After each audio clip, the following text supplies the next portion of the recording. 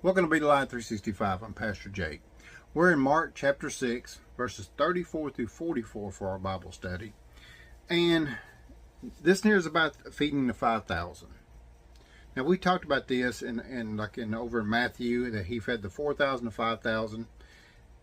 And there's a lot of significance to this. This is why it was recorded so many times. You know, he kept saying this, and this one first line on this was that he felt like they were a sheep without a shepherd, someone to guide them, to get to where they needed to be.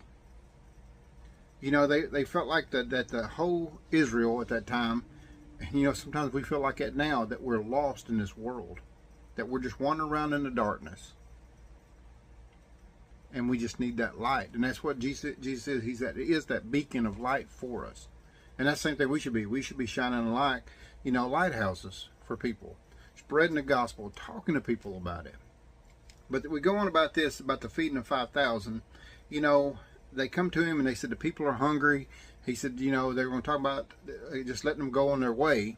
He said, well, if they do, they'll just get hungry and fall out on the side of the road. He said, well, you give them something. We'll give them something to eat. And he tells them, he says, you give them something to eat. Well, they said, we don't have anything but 2 fishes and 5 loaves of bread.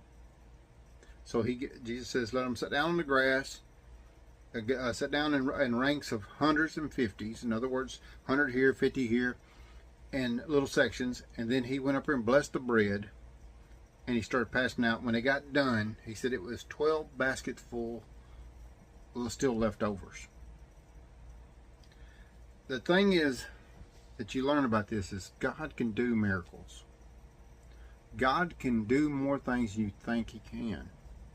You know, we kind of try to put God in a box sometimes, think, oh, God can't do this, God can't do this. But he can. I mean, he out of the thin air, he brought more fishes and loaves. He supplied and even had leftovers. And that's what he's trying to explain to you in this, is that he is that way for you. Yeah, you think you don't have it, but he does have it. He can do the impossible.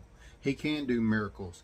He can bless you more than, you know, that's what I don't like about when pastors talking about these pastors. Oh, it's prosperity pastors and all this. But God can bless you. It's what he's been telling everybody from the beginning. He can bless you. He can be there for you. He can make miracles happen in your life if you'll just believe and have the faith to let him. And that's it. Just have the faith to let God do what God does.